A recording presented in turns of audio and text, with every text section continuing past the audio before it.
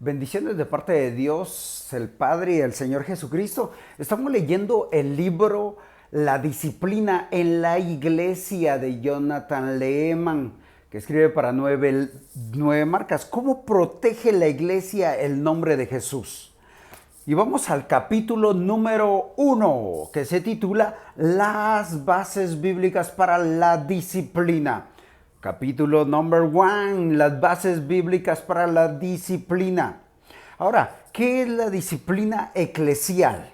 En términos generales, la disciplina eclesial es una parte del proceso de discipulado, la parte en la que corregimos el pecado y dirigimos al discípulo hacia un camino mejor. Ser discipulado significa, entre otras cosas, ser disciplinado.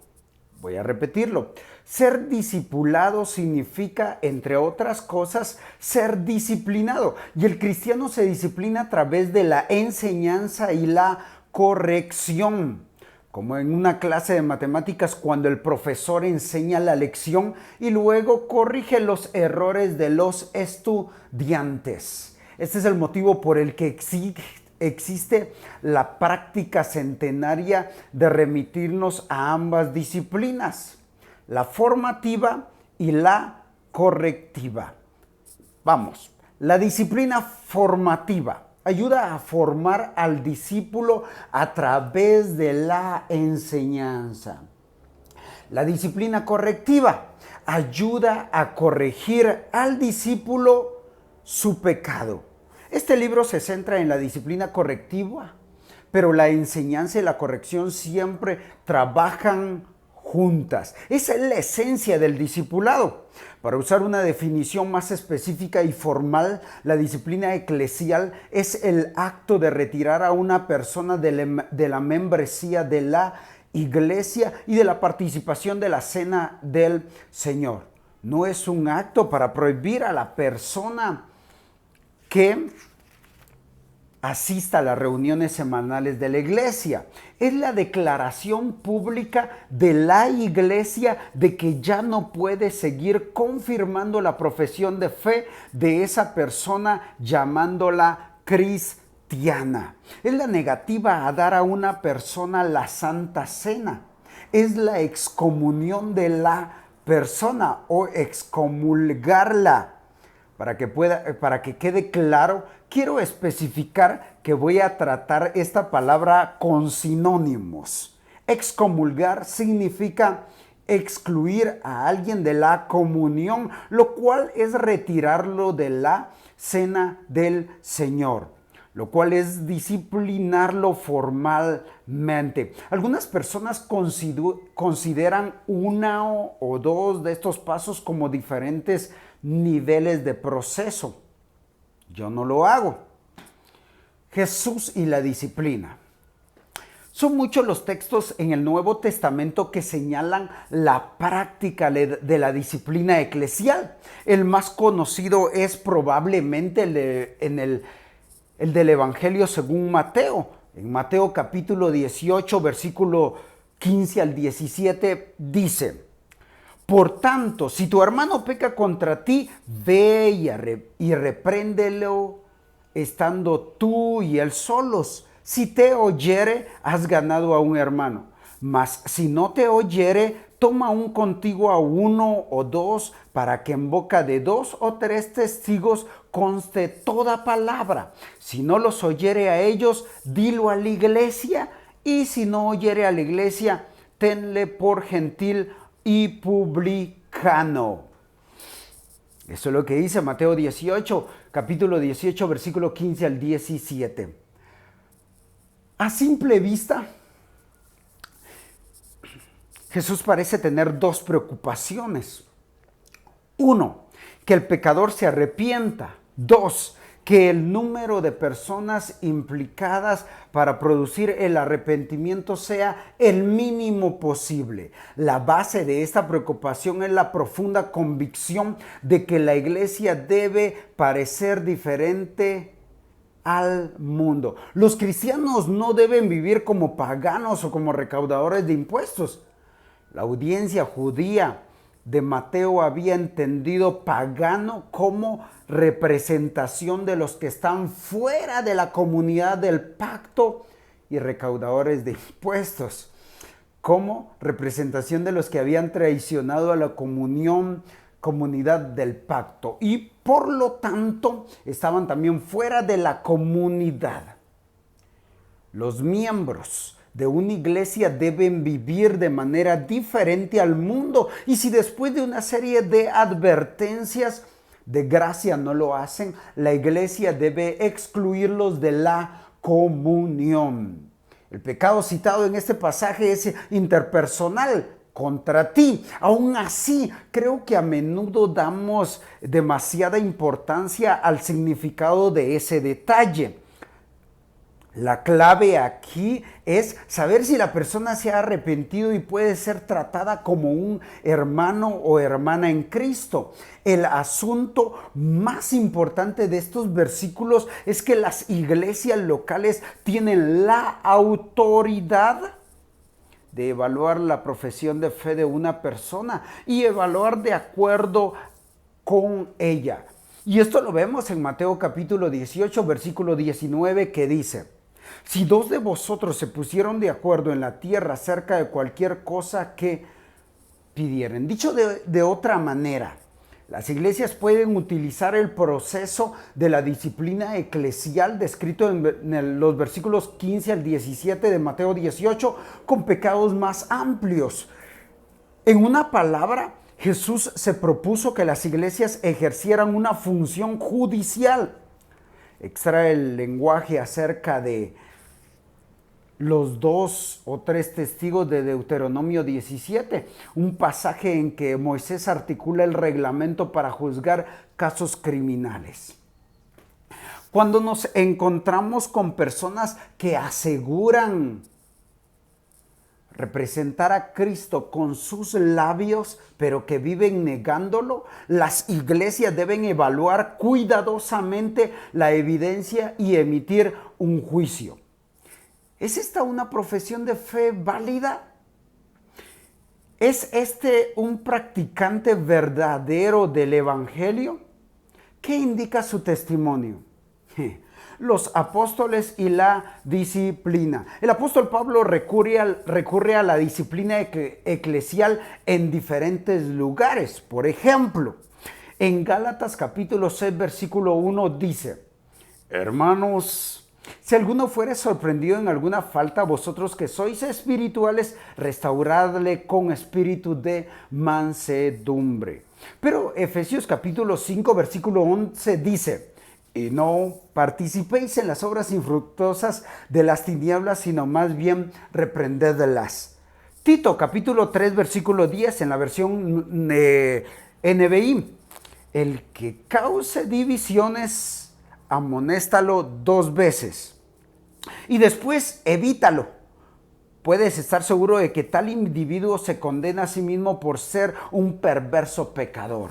Segunda Tesalonicenses capítulo 3, versículo 14 al 15 dice: si alguno de vosotros, si alguno no obedece a lo que decimos por medio de esta carta, a este señaladlo y no os juntéis con él para que se avergüence. Mas no lo tengáis por enemigo, sino amonestadle como a hermano. El apóstol Juan propone algo parecido a la disciplina preventiva. Para empezar, no dejando que alguien participe en la comunión de la iglesia. Y en segunda carta del apóstol Juan, capítulo 9, versículos 9 y 10, dice: cualquiera que se extravía y no persevera en la doctrina de Cristo, no tiene a Dios. El que persevera en la doctrina de Cristo, ese sí tiene al Padre y al Hijo. Si alguno viene a vosotros y no trae esta doctrina, no lo recibáis ni le digáis bienvenido.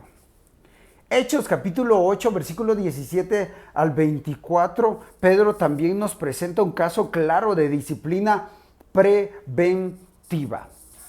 Ahora, Corinto y la disciplina. Corinto y la disciplina. Otro pasaje bien conocido acerca de la disciplina en la iglesia es el de 1 Corintios capítulo 5. Pablo expone el pecado y su actitud ante él en los primeros versículos del capítulo y va a decir lo siguiente. Capítulo 5 de 1 Corintios, versículo del 1 al 3 dice: de cierto, se oye que hay entre vosotros fornicación, y tal fornicación cual ni aún se nombra entre los gentiles, tanto que alguno tiene la mujer de su padre, y vosotros estáis envanecidos. ¿No debierais más bien haberos lamentado para que fuese quitado de en medio de vosotros el que cometió tal acción?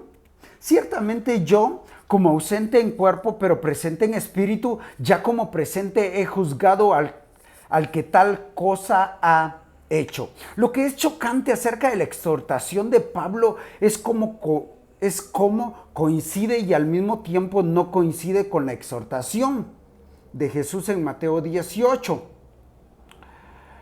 Pablo, como Jesús, anima a la iglesia a ejecutar una función judicial, hasta utiliza palabras derivadas de juicio varias veces, versículo 3, versículo 12 y 13.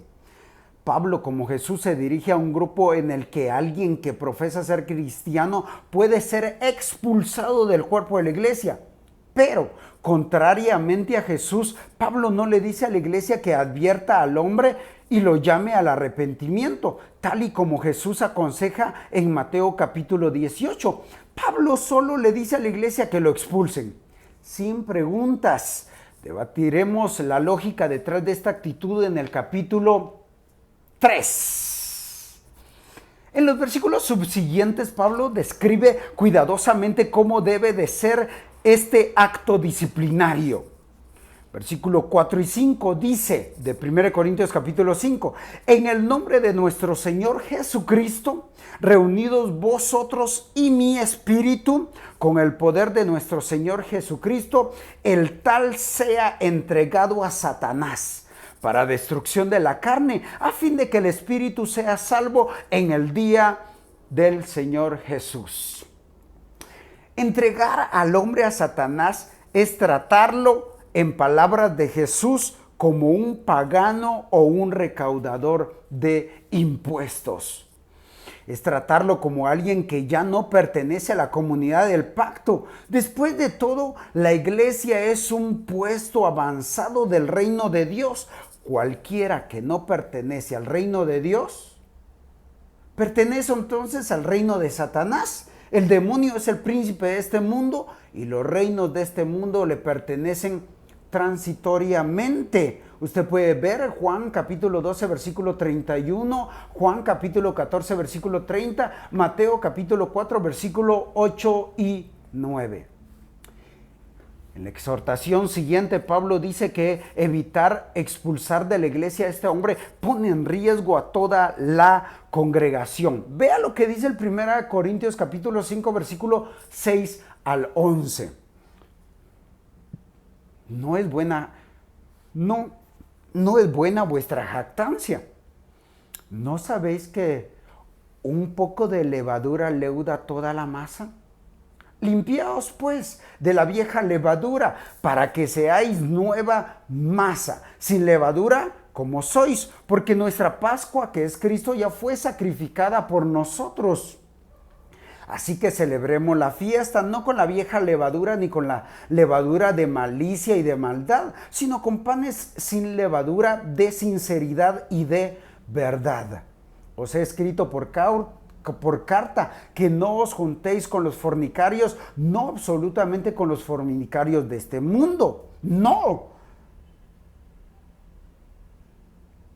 absolutamente con los fornicarios de este mundo, o con los avaros, o con los ladrones, o con los idólatras, pues en tal caso os sería necesario salir del mundo.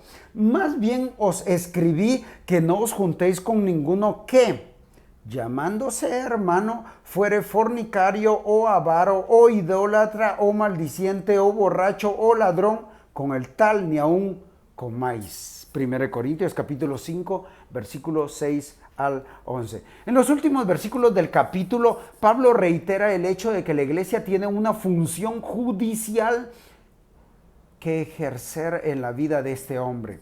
¿Por qué? ¿Qué razón tendría yo para juzgar a los de afuera? ¿No juzgáis vosotros a los que están adentro? Porque a los que están fuera Dios juzgará. Quitad pues a este perverso de entre vosotros. Lo vimos en el versículo 12 y 13. Ahora, el propósito de la disciplina eclesial. En 1 Corintios capítulo 5 es especialmente eficaz para discernir los propósitos de la disciplina eclesial. Podemos encontrar por lo menos 5 propósitos. Number 1. La disciplina pretende exponer. Al pecado le encanta esconderse, como al cáncer. La disciplina expone el cáncer de manera que sea eliminado rápidamente. 1 Corintios capítulo 5, versículo 2. Segunda, la disciplina pretende advertir. La iglesia no representa la retribución divina a través de la disciplina. Más bien desempeña un pequeño papel señalando el gran juicio venidero, según el versículo 5. La disciplina es una advertencia compasiva. Tercero, la disciplina pretende salvar.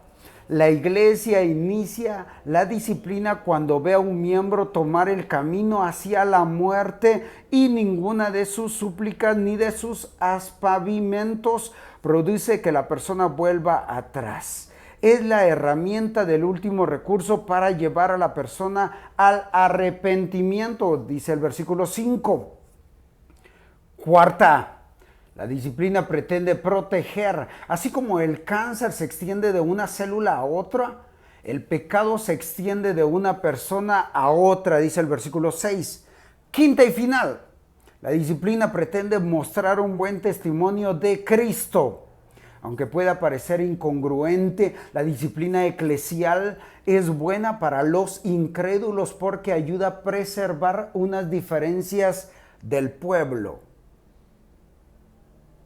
de Dios que son atractivas y peculiares. Vea el versículo 1. Recuerda que las iglesias deben ser sal y luz, según Mateo 5:13. Pero si la sal se desvaneciere, dijo Jesús, no sirve más para nada, sino para ser echada fuera y hollada por los hombres. La necesidad de un marco evangélico. Último subpunto. Este último propósito muestra la necesidad de un marco teológico más amplio para saber cómo abordar la disciplina eclesial. Piensa en el dilema que origina el asunto de la disciplina eclesial. Hemos dicho que la disciplina se centra en la idea de corregir el pecado, pero la mayoría estarían de acuerdo en que el evangelio cristiano se centra en la idea de perdonar el pecado. Si Dios perdona el pecado, ¿para qué preocuparnos en corregirlo? También los cristianos son llamados a perdonar a los demás. Entonces, ¿qué sentido tiene corregir el pecado los unos de los otros? El evangelio diluido que solo habla de perdón y de amor incondicional no tiene los recursos para abordar este primer problema que encontramos en la superficie. La consecuencia es que el pecado crece sin confrontarse y las iglesias empiezan a reflejar al mundo. Por el contrario, un evangelio más sólido no solo aborda la sensación de culpabilidad de pecado, también aborda el problema de la corrupción del pecado con la promesa de una nueva naturaleza. Además, coloca el evangelio en el esquema bíblico y más amplio de los planes que Dios tiene para que la humanidad lo represente. Dios le dio a Adán la tarea de representarle a través del gobierno de la creación, pero Adán falló. También falló Israel y el rey de Israel, David. Entonces vino uno que representó perfectamente a Dios. La buena noticia del evangelio es que Dios ha preparado un camino para ser restaurados con Él y con su propio propósito original para nuestras vidas. Reinar sobre toda la creación con Jesús.